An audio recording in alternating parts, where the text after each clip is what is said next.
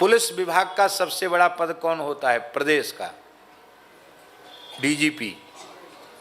DGP जो पद होता है, प्रत्येक प्रांत का एक डीजीपी होता है, पुलिस विभाग का पद होता है। एक हमारे डीजीपी साहब हैं, अब तो सेवानिवृत्त हो गए, बरसाने में निवास करते हैं। संतों से, सत्संग से बड़े जुड़े हुए व्यक्ति, बड़े ईमानदार, बहुत अच्छे व्यक्ति। इतनी ईमानदारी न होती तो उनको ब्रजवास कैसे मिलता? तो वो हमसे बोले एक बार, बोले महाराज जी तुलसी तो हमने धारण कर ली है, हमको खूब इच्छा होती कि मैं सुंदर तिलक लगाऊं मस्तक पर। तो हमने कहा लगाइए, कौन रोकता है? बोले महाराज हमारा पुलिस महकमा ऐसा है कि पुलिस विभाग में कोई थानेदार, एसपी भी तिलक लगाने वाला नहीं दिखाई पड़ता। अब मुझे भगवान ने डीजीपी बना रखा है, तो मेरे से पहले किसी भी डीजीपी ने तिलक तो लगाया नहीं। सही बात, किसी प्रदेश के सबसे बड़े पुलिस अधिकारी ने तिलक लगाया हो ये तो है नहीं। बोले मुझसे पहले किसी डीजीपी ने तिलक नहीं लगा। मैंने कहा बहुत अच्छी बात है, नहीं लगाया, पर आप पढ़े लिखे व्यक्ति हो, क्या भारतीय संविधान में ऐसी कोई धारा है कि अमुक पद पर बैठा हुआ व्यक्ति तिलक न लगावे या अपनी परंपरागत जो धार्मिक सभ्यता के चिन्ह हैं उनको धारण न करे? बोले नहीं, ऐसा तो कहीं नहीं है। तो आपके पुलिस विभाग की जो नियमावली होगी उसमें कहीं होगा? बोले उसमें भी नहीं है। तो हमने कहा फिर लगाइए। बोले लगाइए, लोग बहुत कुछ कहने लग जाएंगे। उनके कहने लग जाएंगे तो आप लड़ने के लिए तैयार रहे ना, लड़ने के लिए तैयार रहे ना।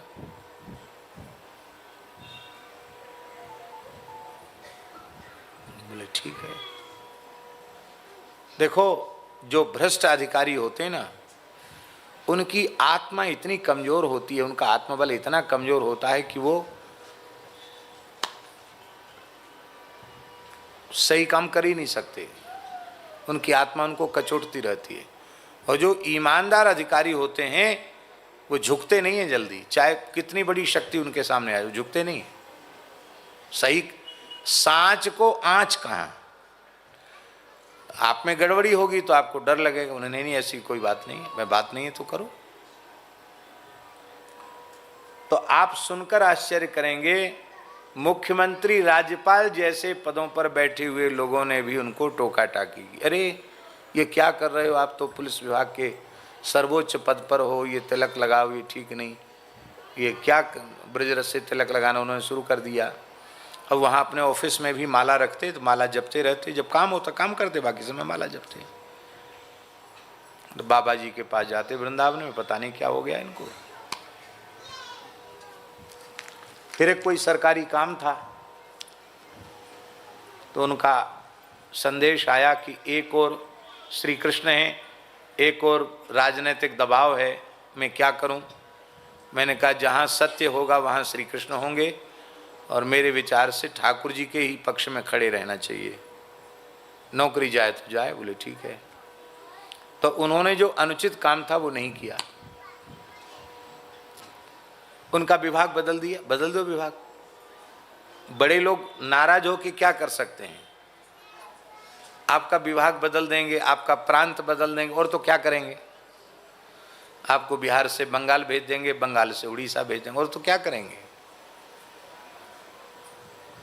और उसका दिव्य परिणाम ये है कि उन महानुभाव को आज ब्रजवास मिला हुआ है, बरसाने का वास। उनकी पत्नी ने भी बरसाने में ही उनके पत्नी का संस्कार हुआ, और वे भी खूब प्रेम से अहर्निश गौ सेवा में और भजन में लगे हुए।